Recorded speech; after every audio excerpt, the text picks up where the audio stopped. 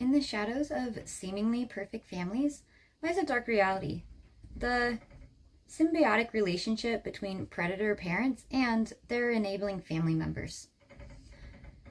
Often referred to as the flying monkeys, these individuals play a crucial role in maintaining the happy family of a unitedly close bond of a family unit, which simultaneously continues the cycle of abuse.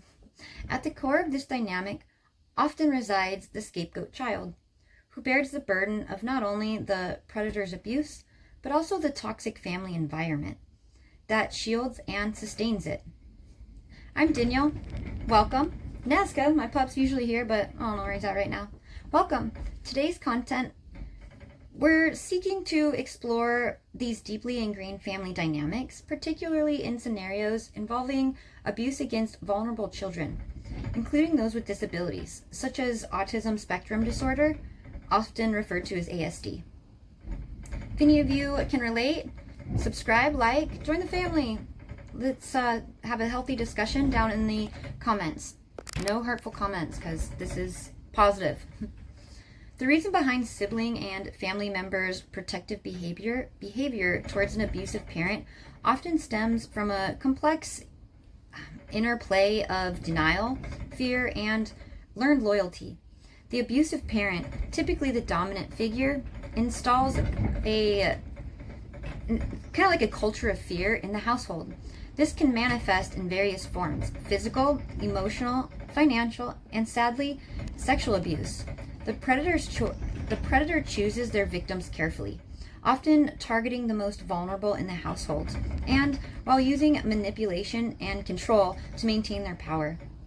When the abusive behavior becomes evident, family members are met with a dilemma.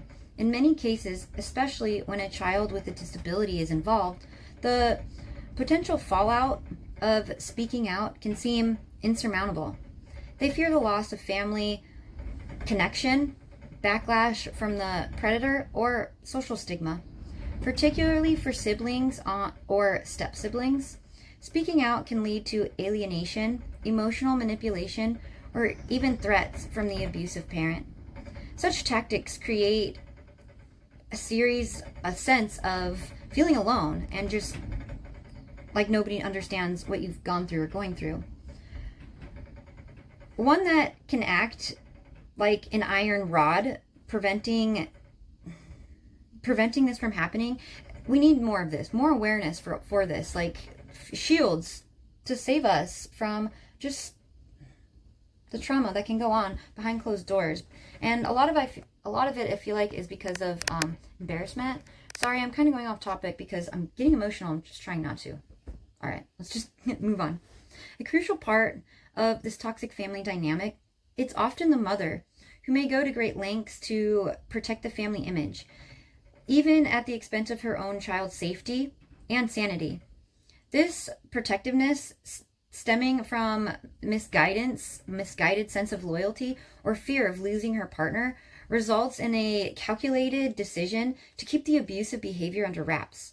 For mothers in these situations, denial can be a powerful tool, blinding them to the reality of their circumstances. They may deflect blame, gaslight their children, or belittle their experiences as a means of self-preservation, prioritizing family image above the welfare of their children. Statistics reveal that sexual abuse often occurs within blended families, with step-parents being disproportionately represented as predators.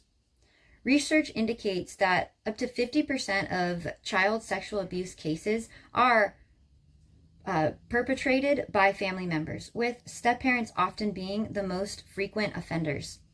Common motives for such heinous acts include a desire for control, power, and sometimes the entanglement of complex emotions or psychological issues stemming from their own traumatic background. Furthermore, many of these predators are adept at presenting themselves as caring and loving figures in the public, which leave the victims questioning their sanity and validation and self-worth. The lasting impacts of abuse when victims like myself do not receive proper psychological help, often experiencing abuse, the consequences can ripple into adulthood. The emotional scars lead to higher rates of substance abuse. It's 4 years sober now, going strong. Anxiety, depression, and suicidal thoughts, all something I have struggled with. Many victims struggling with feelings of shame and guilt. These are common outcomes for those who are manipulated or gaslit, especially from caregivers, especially parents. I'm getting really emotional, so I'm gonna sign off. Let me know if you want me to continue making videos like this. Danielle out.